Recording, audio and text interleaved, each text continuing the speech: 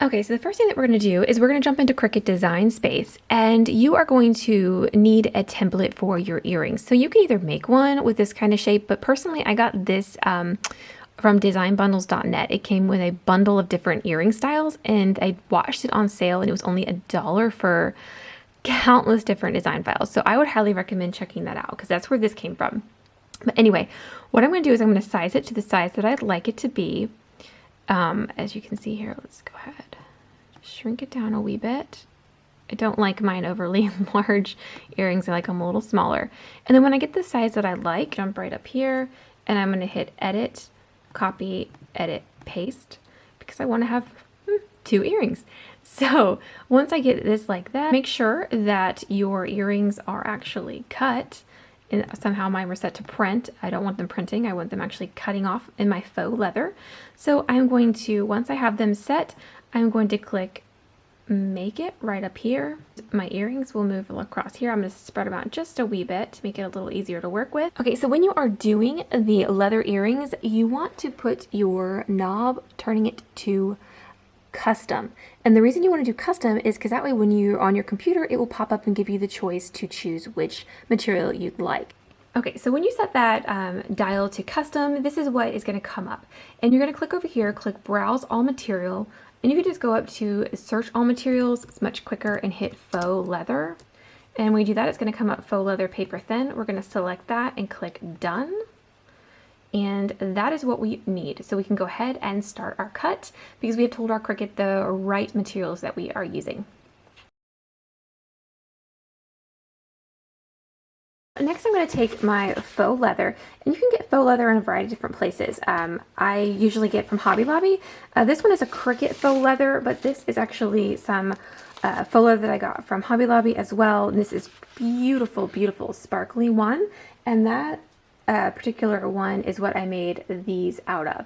And you can find this in the ribbon section of Hobby Lobby if you're looking for this one. But since I've already made a sparkly one, today I'm going to go ahead and make the black ones. But again, the process is exactly the same no matter what color you decide to go with. So we're going to go ahead and cut off our faux leather. Then next you're going to go ahead and grab your purple mat. Your purple is a stronger adhesive mat. And then we're going to go ahead and place it down like so. So I'm going to put this side facing downward. Little tip here, if you find that your mat is not as sticky as it should be, or that you'd like it to be, you can take a little bit of painter's tape and kind of just put it on the edges to try to hold it down. I have definitely done this in the past. I did have to do that with my glitter because my glitter was just having a really hard time sticking. But we're going to go ahead and do that. So I'm going to bring this on over to my Cricut and get it ready to cut. So here are the earrings. So we're going to go ahead and just gently and carefully peel these off.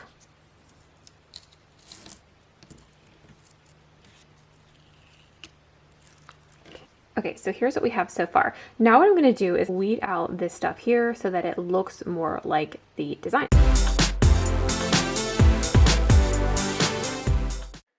Okay, and here they are all weeded out and ready. So the next thing we're going to do is grab our jump ring. And I'm going to take my jump ring openers and open it slightly just so that I can put stuff in it. So once it is open and ready to go, it will look something like this. And then once you have that ready, you're going to grab your fish hook earrings or whatever type of earring that you're using. And as you can see here, it comes with it pointed in this direction, the bottom. But if you were to use it just like this and make your earrings are going to turn sideways. So what you want to do is grab your pliers and then firmly grab the top, grab the bottom with the pliers, and then turn it slightly like so.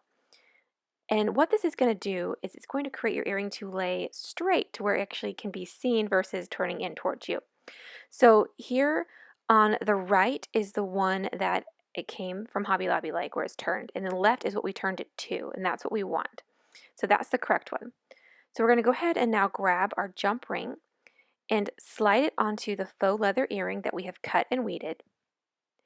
And then we're going to take our earring top and we are going to place it facing backwards onto our jump ring. And now we're going to close our jump ring together firmly.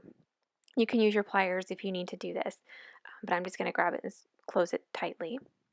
And here we go. They are completed and beautiful.